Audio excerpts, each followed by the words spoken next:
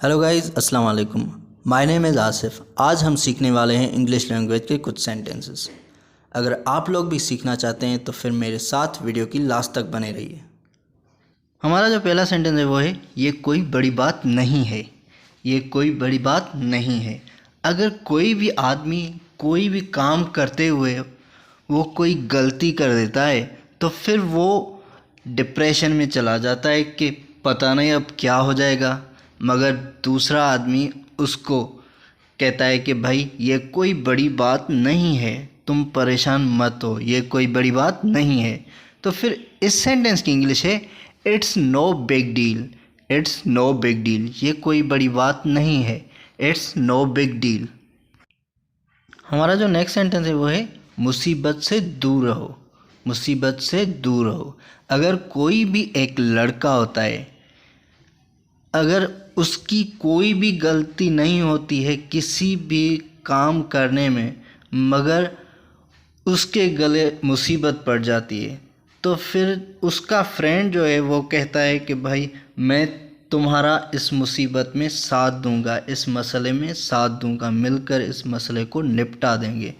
तो फिर जिस पर मुसीबत आती है वो कहता है अपने फ्रेंड से कि भाई ये तो मेरे गले पड़ ही गई, मगर तुम इसमें शामिल मत हो क्योंकि तुम्हें भी ये ले डूबेगी। तो फिर वो कहेगा कि मुसीबत से दूर रहो, प्लीज़ तुम तो मुसीबत से दूर रहो, मुसीबत से दूर रहो। तो फिर इस सेंटेंस की इंग्लिश है, स्टे आउट ऑफ ट्रबल। मुसीबत से दूर रहो, stay out of trouble, stay out of trouble. हमारा जो नेक्स्ट सेंटेंस है वो है, मुझ पर एक एहसान करना। मुझ पर एक एहसान करना। ये जो सेंटेंस है हम किसी से गुस्सा शो करने के लिए भी यूज़ करते हैं। किसी के बारे में गुस्सा आता है तो फिर हम ये यूज़ करते हैं सेंटेंस कि भाई मुझ पर एक एहसान करना। जैसे कि एक बंदा दूसरे को कह रहा है कि भाई मुझ पर एक एहसान करना प्लीज़, कि आइंदा मेरे सामने मत आना, मुझ पर एक एहसान करना। तो फिर इस सेंटेंस की इंग्लिश है, do me A favour. Do me A favour. मुझ पर एक एहसान करना, डू मी ए फेवर। हमारा जो नेक्स्ट सेंटेंस है वो है, मैं इससे इनकार करता हूँ। मैं इससे इनकार करता हूँ।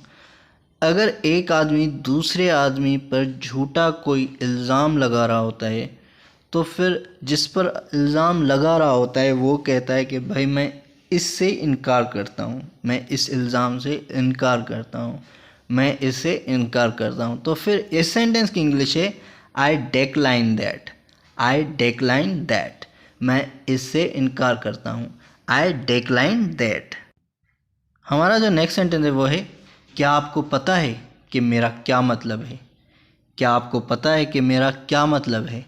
अगर कोई भी एक शख्स होता है, किसी से भी इनडायरेक्टली बात कर रहा होता है, उसको कुछ कहना चाह रहा होता है, तो फिर वो कहेगा कि भाई क्या आपको पता है कि मेरा क्या मतलब है, कहने का क्या मतलब है, जो मैं आपको बात बता रहा हूँ क्या आप वो समझ पा रहे हैं या नहीं, क्या आपको पता है कि मेरा क्या मतलब है। तो फिर इस सेंटेंस की इंग्लिश है, do you know what I mean. Do you know what I mean. क्या आपको पता है कि मेरा क्या मतलब है, do you know what I mean. हमारा जो नेक्स्ट सेंटेंस है वो है, उसका जिक्र मत करो। उसका जिक्र मत करो। अगर कोई भी एक शख्स किसी और शख्स के बारे में किसी से बात कर रहा होता है तो फिर जिससे वो बात कर रहा है, जिस शख्स के बारे में, उस आदमी को उस शख्स पे गुस्सा होता है, वो चिढ़ रहा होता है उस शख्स पे, तो फिर वो उसे कहेगा कि भाई उसका ज़िक्र मत करो, उसका ज़िक्र मत करो, मेरी लड़ाई हुई है उसके साथ, उसका ज़िक्र मत करो। तो फिर इस सेंटेंस की इंग्लिश है, don't mention that. Don't mention that. उसका ज़िक्र मत करो, डोंट मेंशन दैट। हमारा जो नेक्स्ट सेंटेंस है वो है, ये आपकी मेहरबानी है। ये आपकी मेहरबानी है। अगर कोई एक शख्स बिज़नेस को आगे बढ़ाना चाह रहा होता है और दूसरा शख्स उसकी सपोर्ट कर रहा होता है, जब उसका बिज़नेस सक्सेसफुल हो जाता है तो वही शख्स जो सपोर्ट कर रहा है उसको वही शख्स उसे पूछता है कि भाई आखिरकार तुमने बिज़नेस को सक्सेसफुल कर ही दिया, तो फिर वो शख्स कहेगा कि भाई ये सब आपकी मेहरबानी है, आपने ही मुझे सपोर्ट किया इसमें, ये सब आपकी मेहरबानी है, ये आपकी मेहरबानी है। तो फिर इस सेंटेंस की इंग्लिश है that's kind of you, that's kind of you, ये आपकी मेहरबानी है, दैट्स काइंड ऑफ यू। हमारा जो नेक्स्ट सेंटेंस है वो है मैं वाकई शुक्रगुज़ार हूँ, मैं वाकई शुक्रगुज़ार हूँ। अगर कोई भी एक शख्स दुआ मांग रहा होता है अपने रब से कि या रब मैं वाकई शुक्रगुज़ार हूँ कि तूने मुझे इतना कुछ दिया, मैं वाकई शुक्रगुज़ार हूँ उस रब का, तो फिर इस सेंटेंस की इंग्लिश है आई एम रियली ग्रेटफुल, मैं वाकई शुक्रगुज़ार हूँ, आई एम रियली ग्रेटफुल।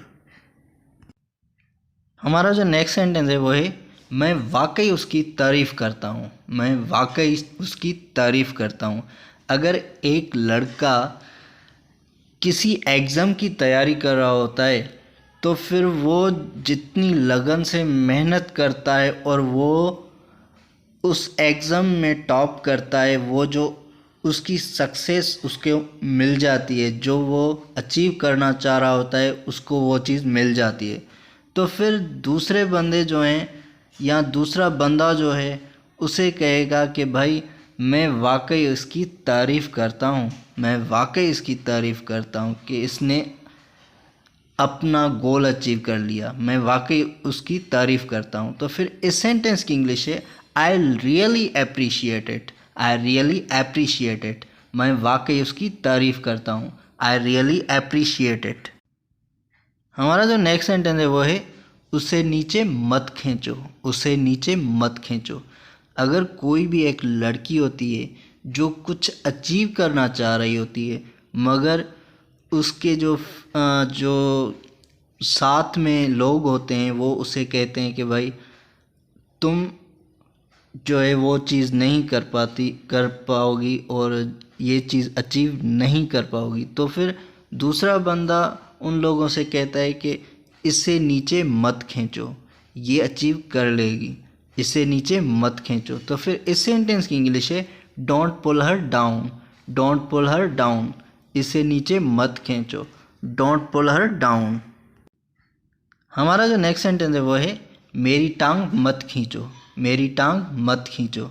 अगर दो चार फ्रेंड्स बैठे हुए होते हैं, वो एक दूसरे की टांग खींच रहे होते हैं, तो फिर एक फ्रेंड दूसरे को कहता है कि भाई मेरी टांग मत खींचो, मेरी टांग मत खींचो। तो फिर इस सेंटेंस की इंग्लिश है don't pull my leg, don't pull my leg, मेरी टांग मत खींचो, डोंट पुल माई लेग। हमारा जो नेक्स्ट सेंटेंस है वो है जो भी होता है किसी वजह से होता है, जो भी होता है किसी वजह से होता है।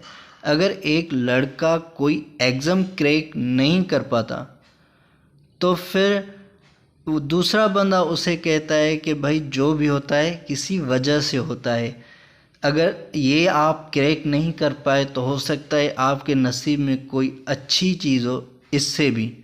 तो फिर वो कहेगा जो भी होता है किसी वजह से होता है, जो भी होता है किसी वजह से होता है। तो फिर इस सेंटेंस की इंग्लिश है everything happens for a reason, everything happens for a reason, जो भी होता है किसी वजह से होता है, everything happens for a reason. अगर आप लोग मेरे चैनल पर नए हैं तो प्लीज़ मेरे चैनल को सब्सक्राइब करें ताकि मेरी हर आने वाली वीडियो आप तक पहुंचती रहे।